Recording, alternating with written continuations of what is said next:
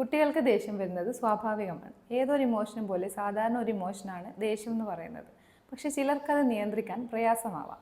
അവരുടെ വികാരങ്ങൾ ഹെൽത്തിയായി പ്രകടിപ്പിക്കാനും അത് കൈകാര്യം ചെയ്യാനും അവരെ പഠിപ്പിക്കേണ്ടതുണ്ട്. കുട്ടികളിലെ ദേഷ്യം നിയന്ത്രിക്കേണ്ടത് എന്തിന്? അമിത ദേഷ്യം അവരുടെ മാനസികാരോഗ്യത്തെ, പഠനത്തെ പോലും നെഗറ്റീവായി ബാധിക്കും. മറ്റുള്ളവരെ കയ്യേറ്റം ചെയ്യുന്ന സ്വഭാവം, അല്ല അധ്യാപകരോടോ കൂട്ടുകാരോടോ വേണ്ടപ്പെട്ടവരോടോ ദേഷ്യം വരുമ്പോൾ പെരുമാറുന്ന രീതി എന്നിവ അവർക്ക് സ്ട്രെസ്സ്, ഗിൽട്ട് ഇതുപോലുള്ള ഇമോഷൻസ് ഉണ്ടാക്കാം.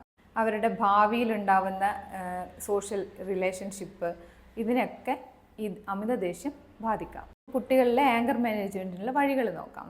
അവരുടെ ദേഷ്യത്തിൻ്റെ പിന്നിലെ വാസ്തവ കാരണം നമ്മൾ തിരിച്ചറിയണം. എന്തിനാണ് കുട്ടി ദേഷ്യപ്പെടുന്നത്? അല്ലെങ്കിൽ ഒരു പ്രത്യേക വ്യക്തിയോടാണോ അല്ലെങ്കിൽ ചില സംഭവങ്ങളോട് മാത്രമാണോ അവർ ദേഷ്യപ്പെടുന്നത് എന്നിങ്ങനെ മനസ്സിലാക്കി ആ ദേഷ്യത്തിന് പിന്നിലുള്ള വാസ്തവ കാരണം മനസ്സിലാക്കാൻ ശ്രമിക്കണം.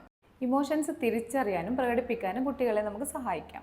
എങ്ങനെയാണെന്ന് പറഞ്ഞാൽ, അവർ ദേഷ്യപ്പെട്ട് സംസാരിക്കുമ്പോൾ അതേ രീതിയിൽ റെസ്പോണ്ട് ചെയ്യാതെ അവർക്ക് കാമാവാനുള്ള ഒരു സമയം കൊടുക്കുക. കാരണം കുട്ടികളാണെങ്കിലും അവരുടെ ഇമോഷൻസ് പ്രകടിപ്പിക്കാനും ഹെൽത്തിയായി അത് കാണിക്കാനുള്ള സ്പേസ് അവർക്കുണ്ട് എന്നുള്ളത് അവർക്ക് മനസ്സിലാക്കി കൊടുക്കണം.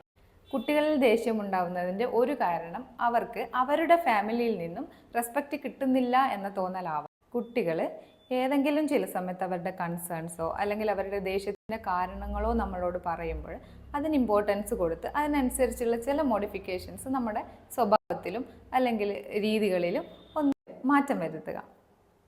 ഏതൊരു ഇമോഷൻ ആണെങ്കിലും നമ്മൾ സഡനായിട്ട് റെസ്പോണ്ട് ചെയ്യുമ്പോൾ അതിൻ്റെ ഇൻറ്റൻസിറ്റി വളരെ കൂടുതലായിരിക്കും. അപ്പോൾ നമ്മൾ ചെയ്യേണ്ടത് അതിന് ഒന്ന് ഡിലേഡ് റെസ്പോൺസിലേക്ക് കാര്യങ്ങൾ കൊണ്ടുപോകണം. ഈ ഡിലേഡ് റെസ്പോൺസിൻ്റെ ഗുണങ്ങൾ എന്താണെന്ന് വെച്ചാൽ, അവിടെ നമുക്ക് ബെറ്റർ കമ്മ്യൂണിക്കേഷൻ ഉണ്ടാവും, ബെറ്റർ ഡിസിഷൻ മേക്കിംഗ് ഉണ്ടാവും, ബെറ്റർ പ്രോബ്ലം സോൾവിങ് സ്കിൽസ് ഉണ്ടാവും, ബെറ്റർ ഇമോഷണൽ റെഗുലേഷൻസ് ഉണ്ടാവും.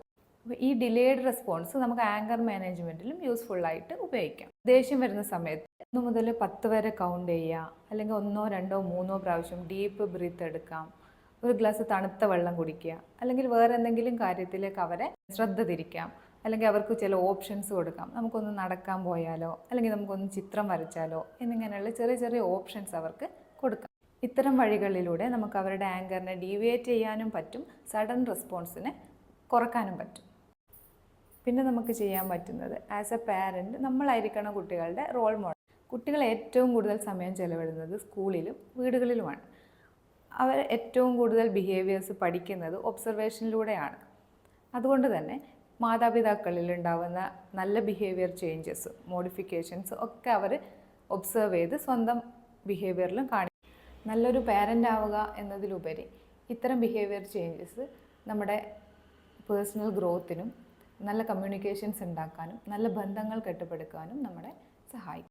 നല്ലൊരു പാരൻ്റ് ആവുക എന്നതിലുപരി ഇത്തരം ബിഹേവിയർ മോഡിഫിക്കേഷൻസ് നമ്മുടെ ഇൻഡിവിജ്വൽ ഗ്രോത്തിനും നല്ല കമ്മ്യൂണിക്കേഷൻസ് ഉണ്ടാക്കാനും നല്ല ബന്ധങ്ങൾ കെട്ടിപ്പടുക്കാനും നമ്മളെ സഹായിക്കും.